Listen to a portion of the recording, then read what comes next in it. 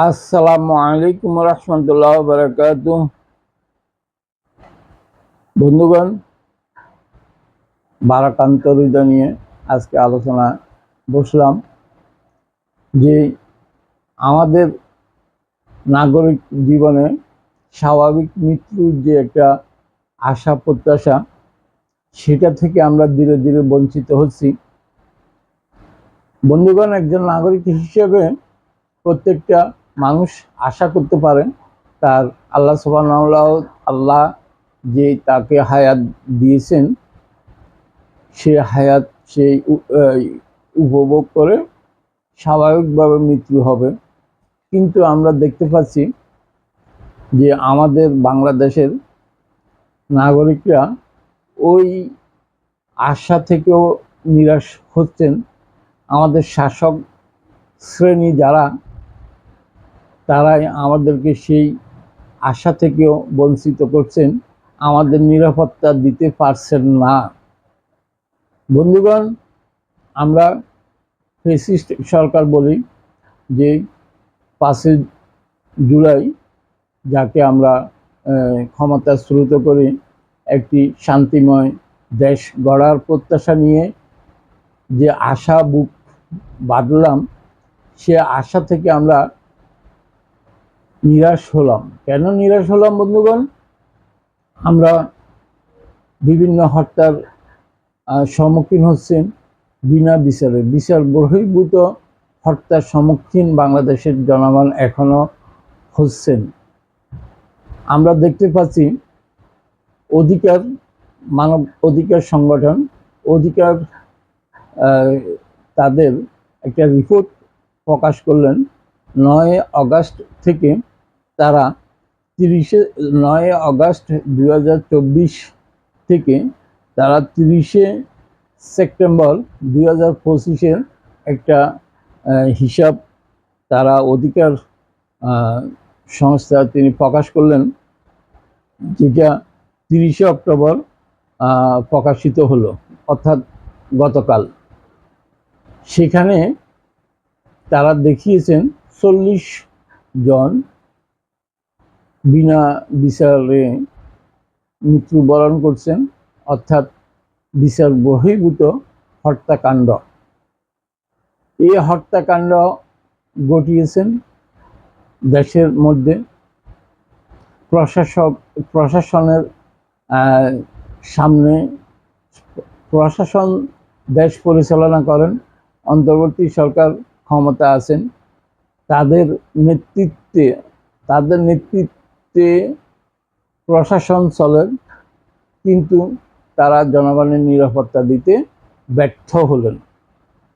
বন্ধুগণ, একজন নাগরিক হিসেবে তো প্রশাসনের কাছে আমাদের এইটুকু আশা যে আমরা নিরাপদ জীবনযাপন করব, আমরা যেন মবের শিকার হব না, আমরা কোনো সন্ত্রাসীর হাতে মৃত্যুবরণ করব না, কোনো চাঁদাবাজ, কোনো মোস্তানের হাতে। কিন্তু অন্তর্বর্তী সরকার সেই নিরাপত্তা দিতে সম্পূর্ণরূপে ব্যর্থ হলেন। এর দায় ওনারা কি এড়িয়ে যেতে পারবেন? বন্ধুগণ, আপনাদের কাছে আমার প্রশ্ন, যেই অধিকার মানব অধিকার সংস্থা অধিকারের বর্ণনা অনুযায়ী আমরা পাচ্ছি বিচার বহির্ভূত 40 জন নিহত হলেন 13 মাসে। গত 13 মাসে 40 জন বিচার বহির্ভূত হত্যাকাণ্ডের শিকার হলেন। কেন ভাই? একটা স্বাধীন দেশে, যে দেশে আবাল বিদ্যা বনিতা নারী পুরুষ সকলে মিলে ফ্যাসিস্ট হটালাম, আর সে দেশে আমরা 13 মাসে 40টি বিচার বহির্ভূত হত্যাকাণ্ড রেকর্ড করলাম। দুঃখের বিষয় বন্ধুগণ, 19 জন গুলিতে নিহত হলেন, 19 জনকে গুলি করে মারা হলো, 14 জনকে নির্যাতন করে, অর্থাৎ পিটিয়ে যেভাবে নির্যাতন করে মারা হয় সেভাবে মারা হলো 14 জনকে। 7 জন মারা গেলেন যৌথ বাহিনীর হাতে, 3 জন পুলিশের হাতে এবং একজন সেনা সদস্যের হাতে মৃত্যুবরণ করলেন। এটা মানবাধিকার সংস্থার অধিকারের বর্ণনায় আমরা পেলাম। আরেকটা বর্ণনায় অধিকার দেখালেন আরও 48 জন মৃত্যুবরণ করলেন। তাদের মধ্যে 27 জন কারাগারে থাকা অবস্থায় মৃত্যুবরণ করলেন। 6 জনকে গুলি করে মারা হলো।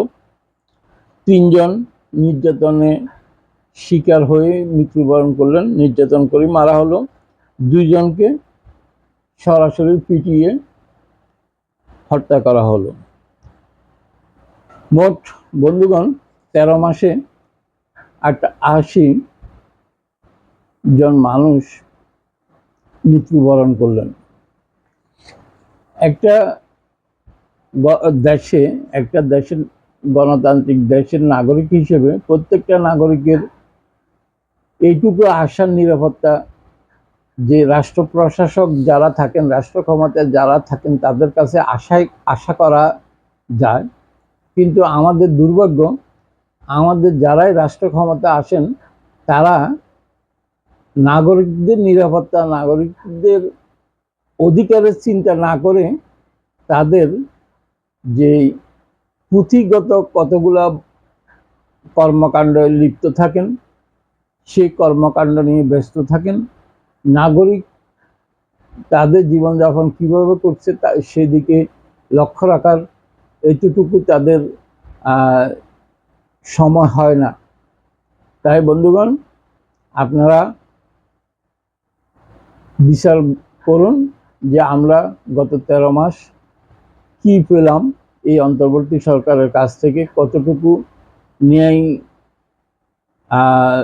বিচার পেলাম, কতটুকু শৃঙ্খলা জনিত পরিবেশ পেলাম, সেটা আপনারাই বিচার করুন। এবং যদি আমার এই কথাগুলো আপনাদের কাছে ভালো লাগে তাহলে অবশ্যই আমার channel, YouTube channel Hasan hash 97, Facebook page Hasan blog hash 97 subscribe করবেন, ফলো করবেন, লাইক কমেন্ট শেয়ার করে আপনাদের মতামত জানাবেন। এই বলে বিদায় নিচ্ছি। আল্লাহ হাফেজ।